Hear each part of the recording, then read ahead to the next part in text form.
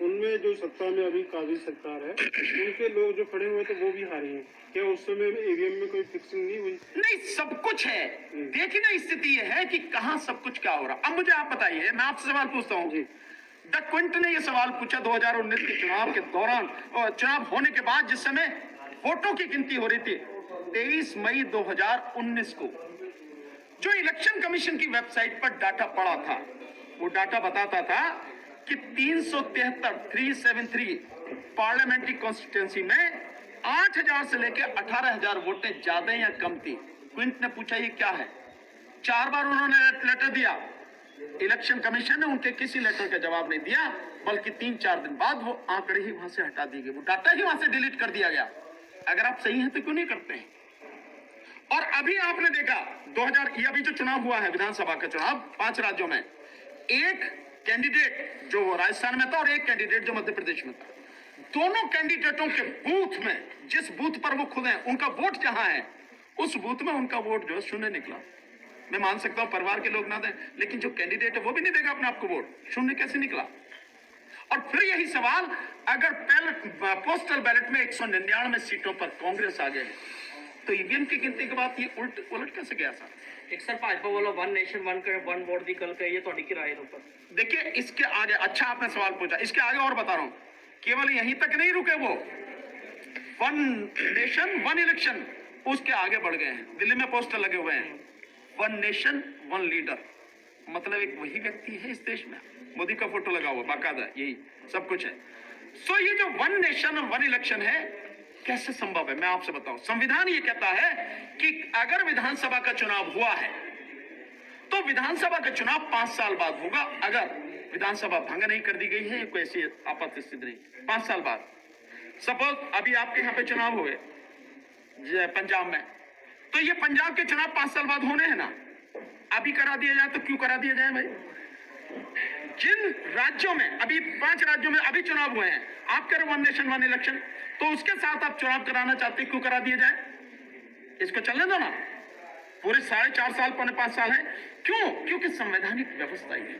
तो जो मोदी सरकार काम कर रही है और जो मोदी जी प्रचार कर रहे हैं वो पूरा का पूरा संविधान के विरुद्ध है, जिसे बर्दाश्त किसी सूरत में नहीं किया जाएगा।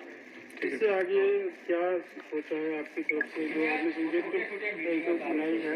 लड़ाई बहुत होती है कि इतना समय हैगा कि मीटिंग ऊपर पाएगा। समय की कोई कमी नहीं है, संविधान में प्रावधान है, अगर स्थिति हो तो इलेक्शन को 6 महीने तक आगे टाला जा सकता है। तो जो ये बताया जा रहा है, जो कहा जा रहा है, ये उन लोगों के लिए तो ठीक है, उनको बहका दिया जाता है जो संवैधानिक व्यवस्था को नहीं जानते, जो कानून को नहीं जानते कि साहब ये है स्थिति इस वजह से होगा, इतना खर्चा, ऐसा कुछ भी नहीं है। संविधान में हर तरह की व्यवस्था है कि अगर परिस्थिति ऐसी है तो आपको क्या करना है। समय की कोई कमी नहीं किसी भी तरह की। लेकिन मैं आपको कह रहा हूं, इस देश की जनता को धन्यवाद, जिसे अनपढ़ समझा जाता है, ना समझ समझा जाता है, वो गांव-गांव में लोग इसका जबरदस्त तरीके से विरोध कर रहे हैं और खड़े हो चुके हैं। और इतने थोड़े से समय में ये आंदोलन पूरे देश में गांव-गांव तक पहुंच चुका है। समय की कोई कमी नहीं। और मैं समझता हूं आज जब मैं यहाँ हूं तो किसान मोर्चा के, संयुक्त किसान मोर्चा के साथी और आदरणीय बूटा सिंह शादीपुर साहब जो हमारे साथ में हैं, भाई साहब रविंदर पाटियाला जी हमारे साथ में हैं, कीर्ति किसान यूनियन से, और संयुक्त किसान मोर्चा के आगू हैं, ये सब अब जब साथ में हैं, भाई हमारे साथ में प्रभजीत पाल जी हैं, सब लोग साथ में, तो कितने आपकी एक आवाज, मैं तो कहूंगा आप मेरे से सवाल पूछने के बजाय आप आपसे ही पूछिए। मैं तो चाहूंगा कि घोषणा यही प्रेस कॉन्फ्रेंस से सामने होनी चाहिए कि पूरा संयुक्त किसान मोर्चा इस आंदोलन का समर्थन करेगा।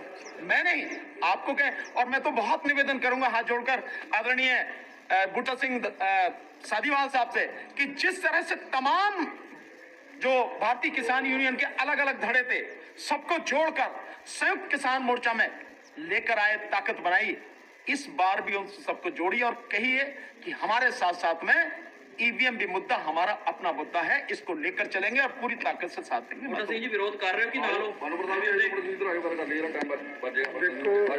एक मिनट खड़ जाए, ਜਿਹੜਾ ਸੰਯੁਕਤ एक मिनट सर। हाँ जी सर।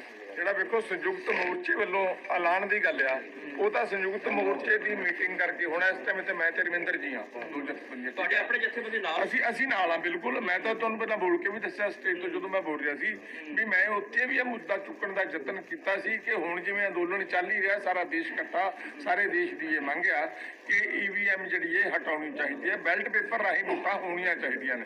ਅਸੀਂ ਉਦੋਂ ਵੀ ਯਤਨ ਕੀਤਾ ਸੀ, ਠੀਕ ਹੈ, ਨਹੀਂ ਉੱਠ ਸਕਿਆ ਵੀ ਇੱਕ ਤੇ ਰਾਜਸੀ ਮੁੱਦਾ ਬਣੂਗਾ, ਤੇ ਹੁਣ ਵੀ ਅਸੀਂ ਨਾਲ ਆ ਬਿਲਕੁਲ ਹੀ, ਸਾਡੀ ਜਥੇਬੰਦੀ ਨਾਲ ਆ, ਡਟ ਕੇ ਖੜੀ ਆ। ਮੈਂ ਹੁਣੇ ਰਮਿੰਦਰ ਜੀ ਨਾਲ ਵੀ ਗੱਲ ਕਰ ਰਿਹਾ ਸੀ ਕਿ ਜਿਹੜੀ ਸਾਡੀ ਸੰਯੁਕਤ ਮੋਰਚੇ ਦੀ ਹਮਾਇਤ ਦੀ ਗੱਲ ਆ, ਉਹ ਅਸੀਂ ਸੰਯੁਕਤ ਮੋਰਚੇ ਦੀ ਮੀਟਿੰਗ ਦੇ ਵਿੱਚ ਇਹਨੂੰ ਫਾਈਨਲ ਕਰਕੇ ਉੱਥੇ ਸਭ ਕੁਝ ਕਹਾਂਗੇ। ਅਸੀਂ ਡਟ ਕੇ ਨਾਲ ਖੜੇ ਇੰਨਾ ਆ ਕਿ ਖੇਤੀ ਕਿਸਾਨ ਯੂਨੀਅਨ ਵੱਲੋਂ ਅੱਜ ਤਾਂ ਅਸੀਂ ਸੁਣਨ ਆਏ ਸੀ ਭਾਨੂ ਪ੍ਰਤਾਪ ਜੀ ਨੂੰ, ਇਹਨਾਂ ਦਾ ਕੀ ਤਰਕ ਹੈ, ਕੀ ਸਾਰੀ ਗੱਲ ਹੈਗੀ। ਲਾਜ਼ਮੀ ਤੌਰ ਤੇ ਇਸ ਤਰਕ ਦੇ ਉੱਪਰ ਵਿਚਾਰ ਕਰਾਂਗੇ ਔਰ ਇਹਨਾਂ ਨੇ ਸੰਯੁਕਤ ਕਿਸਾਨ ਮੋਰਚੇ ਨੂੰ ਅਪੀਲ ਕੀਤੀ ਹੈ, ਇਸ ਨੂੰ ਸੰਯੁਕਤ ਕਿਸਾਨ ਮੋਰਚੇ ਦੀ ਮੀਟਿੰਗ 'ਚ ਚਰਚਾ ਕਰਨ ਤੋਂ ਬਾਅਦ ਹੀ ਕੋਈ ਫੈਸਲਾ ਹੋ ਸਕਦਾ, ਉਸ ਤੋਂ ਪਹਿਲਾਂ ਕੋਈ ਗੱਲ ਕਹਿਣੀ ਇਹ ਹਰਕਤ ਨਹੀਂ। ठीक है।